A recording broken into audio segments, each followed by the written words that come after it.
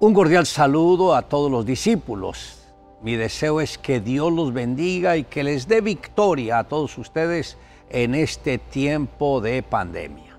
Bueno, hoy tengo un tema que está en el libro de los Hechos, en el capítulo 1, en el verso 8. Y dice: pero recibiréis poder cuando haya venido sobre vosotros el Espíritu Santo, y me seréis testigos en Jerusalén, en toda Judea, en Samaria y hasta lo último de la tierra. Hoy quiero que repita conmigo: Señor Jesús, habla a mi vida, ministra a mi corazón, que hoy tu palabra me sea revelada para que yo la entienda, la guarde, la declare y la practique. Mira que te lo pido en el nombre de Jesús. Amén y amén. Hoy me gustaría tratar sobre el tema: recibiremos poder.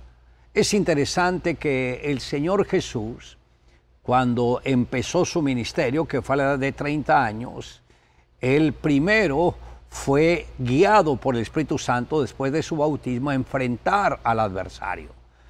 Fue tentado en 3 ocasiones, venció la tentación, y cuando desciende de esa victoria dice que descendió en el poder del Espíritu Santo.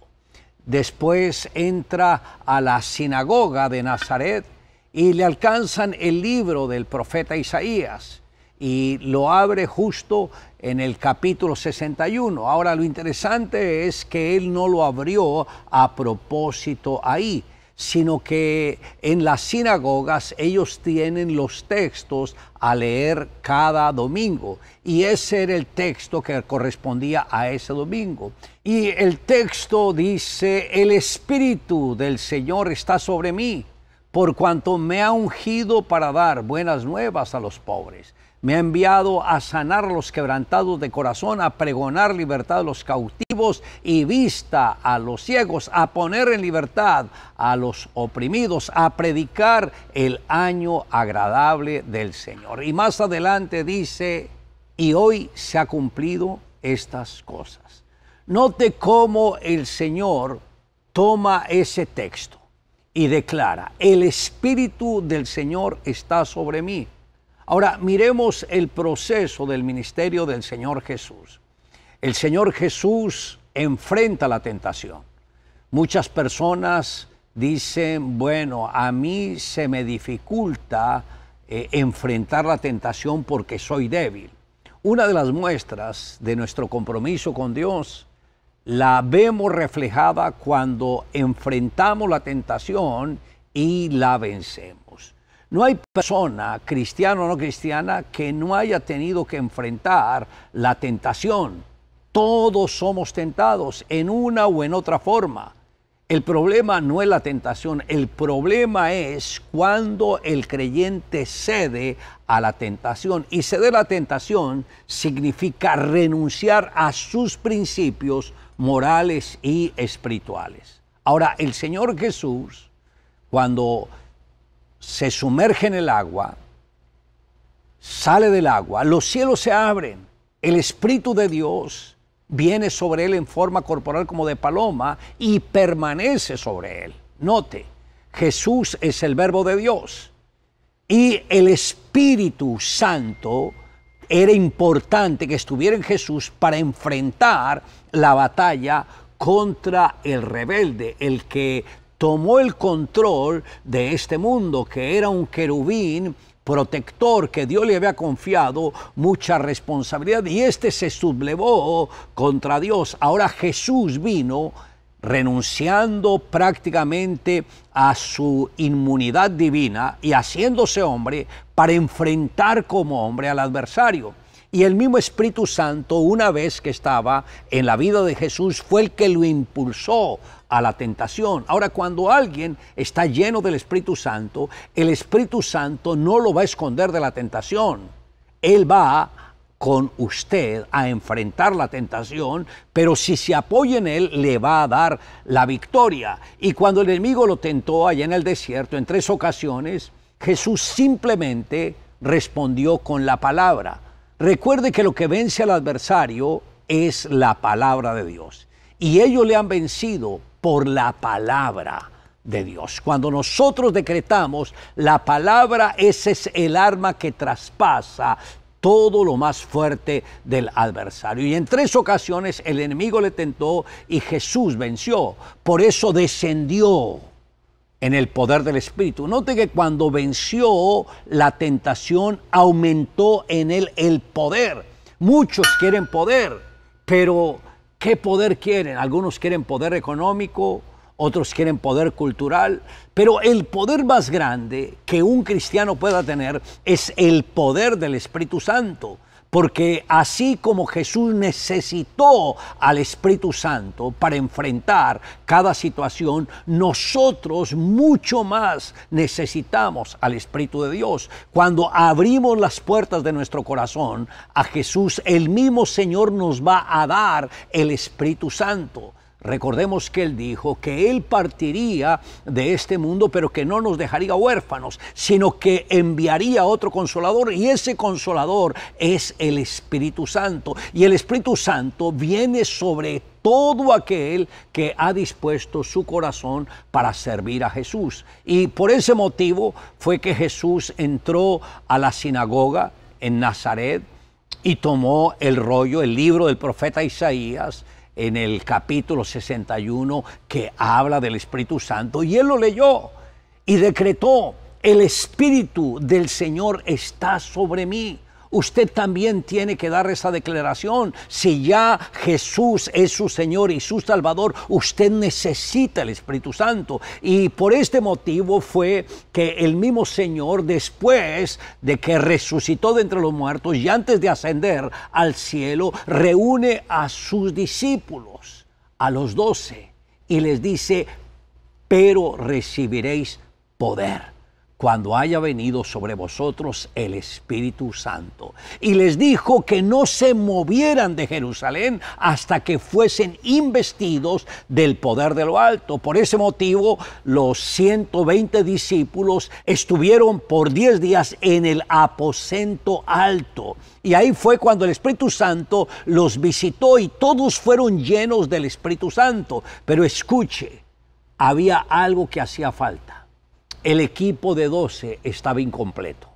Y si estaba incompleto y continuaba así, el Espíritu Santo no podía manifestarse. ¿Por qué? Porque el equipo de 12 que el Señor Jesús escogió no fue un equipo por llenar un requisito, no. Ustedes recordarán que el mismo Señor Jesús reunió a sus discípulos y les preguntó: ¿y para ustedes quién soy yo? Respondiendo, Simón Pedro dijo: tú eres el Cristo, el Hijo del Dios viviente. Entonces le respondió Jesús: bienaventurado eres, Simón, hijo de Jonás, porque no te lo reveló carne ni sangre, sino mi Padre que está en los cielos. Y yo también te digo que tú eres Pedro, y sobre esta piedra o roca edificaré mi iglesia, y las puertas del Hades no prevalecerán contra ella. Note que el mismo Pedro, que en ese entonces era Simón, tuvo la revelación de que Jesús es el Cristo, es el Verbo de Dios, y el Señor lo llama a él bienaventurado y le dijo: esta es una revelación que ha sido dada por mi Padre. Y por eso el Señor le dice: y yo también te digo que tú eres Pedro. Ahí le cambió el nombre por el de roca, Pedro, piedra. Recuerde, Pedro significa piedra. Y el Señor está diciendo: y sobre esta roca, una piedra que es puesta encima de una roca. ¿A qué roca se refería?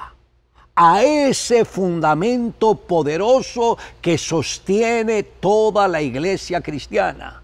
Se llama Jesucristo, y sobre esta roca de que yo soy el Cristo, que soy el Hijo de Dios, que soy el Verbo hecho carne, edificaré mi iglesia, y las puertas del Hades no prevalecerán contra ella. El mismo Jesús fue el que determinó edificar su iglesia. Pero es interesante que de las multitudes que seguían a Jesús y que acudían por los milagros, Con el paso del tiempo, esa multitud fue quedando rezagada. Y después de su muerte y resurrección de entre los muertos, y poco antes de ascender al cielo, estaba reunido, pero ya eran unos pocos. Habían como 500 que habían perseverado, pero que fueron reducidos también a 120. Pero el Señor les dice: recibiréis poder cuando haya venido sobre vosotros el Espíritu Santo y me seréis testigos. Y ahora están en el aposento alto, ahí esperando que el Espíritu Santo descienda. Pero Pedro, en esa reunión, levanta la mano y dice: necesitamos escoger el reemplazo del ministerio del cual cayó Judas para ir a su propio destino. Y echan suertes entre Matías y Barsabás, que era conocido como Justo, ese era el sobrenombre que tenía. Y la suerte cae sobre Matías. Y Matías es contado entre los 12. Y después de esto es que viene el Pentecostés. ¿Qué podemos aprender ahí? Que se requiere el equipo completo. Por primera vez, el equipo de los 12, correcto, estaba firme. Y ya Jesús, la piedra angular de la iglesia. Los 12, las columnas fundamentales.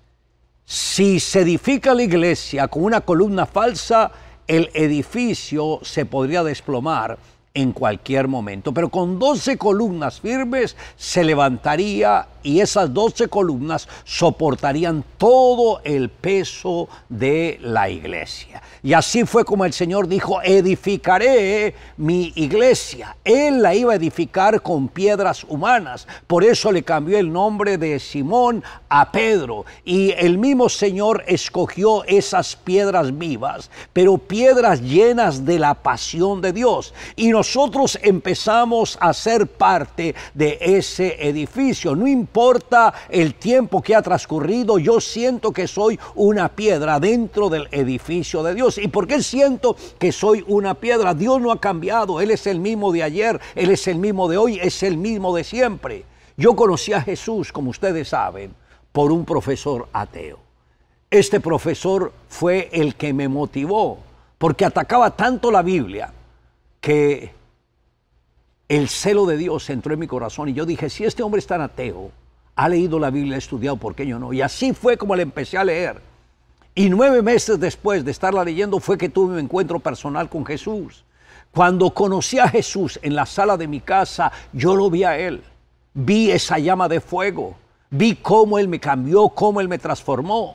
Pero aún no conocí al Espíritu Santo. Una semana después tengo mi encuentro con el Padre Celestial. Yo lo conocí a Él, al Padre. Pero unos meses después tengo mi encuentro con el Espíritu Santo. El mismo Señor me llevó a una pequeña iglesia y empecé a asistir, que quedaba cerca de mi casa. No sabía qué clase de iglesia, pero el Espíritu Santo me dijo que entrara y yo le obedecí.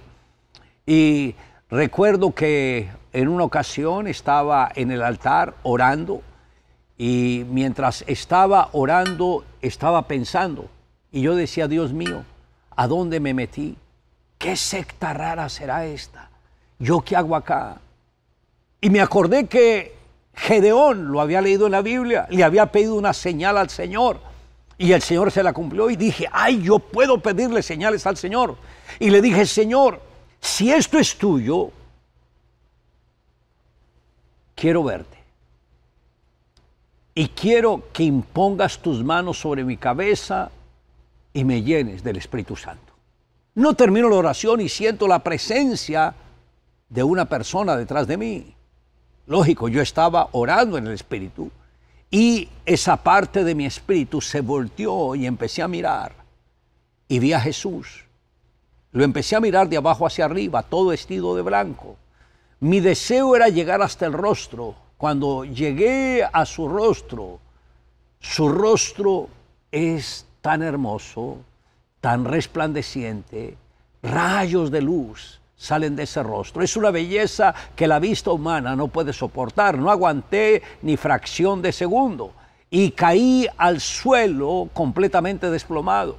Y luego Jesús, pone sus dos manos y me unge. Cuando Él pone sus manos sobre mí, empiezo a orar en otras lenguas. Antes de eso nunca había hablado en lenguas. Y empiezo a hablar en una lengua, luego en otra, luego en otra, luego en otra. Cuando me levanto de las rodillas, todo mi ser ardía de emoción, ardía de fuego, ardía de esperanza. Yo quería abrazar a todo el mundo y decirles: el Espíritu de Dios está dentro de mí. Escuche, yo tenía 18 años de edad cuando ocurrió esa experiencia. Y desde ahí todo dentro de mí cambió. Hay una gran diferencia ser cristiano sin el Espíritu Santo a ser cristiano con el Espíritu Santo. El que es cristiano sin el Espíritu Santo es un simple religioso. Pero el que es cristiano con el Espíritu Santo tiene la unción, tiene el poder de Dios y el respaldo de Dios. Ustedes no saben qué tiempo van a estar en esta vida. ¿Cuántas personas se creían que eran eternas y en un segundo el coronavirus los mandó al suelo, los derrumbó y ya no están? ¿Cuántos han muerto en esta pandemia? Escuche, el ser humano es muy vulnerable. No hay un blindaje para ellos. Lo único que nos puede proteger a nosotros es la palabra de Dios, la comunión con el Espíritu Santo y el vivir en integridad. Y yo creo que en este tiempo es arreglar cuentas con Dios, invitar al Espíritu Santo y decirle: Espíritu Santo, yo te necesito, yo quiero que tú seas el Señor de mi vida, yo necesito la unción tuya para avanzar en este día, Señor, tan especial. Yo quiero tu presencia dentro de mi vida. Yo quiero llevar un mensaje de esperanza a las multitudes. Quiero que los cielos se abran, Señor, para que muchos se vuelvan a ti. Yo sé que Dios va a hacer ese milagro. Ahora, tal vez ustedes han jugado a la religión, han jugado a ser cristianos. Ya no trate el cristianismo como un juego. Yo le invito a que se relacione con Dios y pida con todas las fuerzas de su alma que el Espíritu Santo esté en su vida. Y yo sé que el Espíritu Santo les va a ayudar. Hoy me gustaría orar por ustedes, y si aún no han recibido la llenura del Espíritu Santo, quiero que me permitan orar por ustedes para que Dios hoy los bautice con su Espíritu Santo. Padre, en este momento presento a estos tus hijos que hoy anhelan la unción tuya, hoy anhelan el toque del Espíritu Santo. Espíritu de Dios, por favor, así como lo hiciste conmigo, que pusiste tus dos manos sobre mi cabeza y me ungiste, y sentí ríos de agua viva fluyendo dentro de mí. En ese momento las lenguas se manifestaban en diferentes formas. Que tú, soberano Dios, bendiga a estos tus hijos que están pidiendo la llenura del Espíritu Santo para que fluya a través de ellos. Haz de cada uno de ellos tu templo, Señor. Que ellos hoy, cuando te estén adorando, sientan que ya son parte de tu reino. Hoy los bendigo, Padre, en el nombre de Jesús. Gracias, Señor. Amén y amén. Y a todos ustedes, un abrazo, que Dios los bendiga y que sigan disfrutando de este día, que sigan disfrutando de este Pentecostés. Los amamos y los bendecimos en Cristo Jesús. Amén. Qué tremenda enseñanza la de nuestro pastor César Castellanos, y también los invito para que sigan visitando la página de él, César Castellanos, o el canal de YouTube, en donde quedaron registrados ya muchos de los seminarios que hemos venido haciendo semana tras semana en nuestra iglesia. Les recomiendo especialmente que revisen mucho el de la semana anterior, que fue el del Pentecostés, especialmente la lección que dio el pastor John Hagee, que fue extraordinaria, sobre el quebrantamiento y el Espíritu Santo. Bueno, y los invito también para que sigan conectados con G12. Si usted es la primera vez que se conecta con nosotros y tiene alguna necesidad de oración específica, puede escribirnos a cuentaconmigo@g12.co. cuentaconmigo@g12.co, y también puede compartir esta reunión constantemente con todas las personas, su familia y amigos en todo el planeta. Algo que tiene de ventaja las redes sociales es que podemos llegar a millones de personas alrededor del mundo con solo un link. Sigan conectados con G12 Church Miami.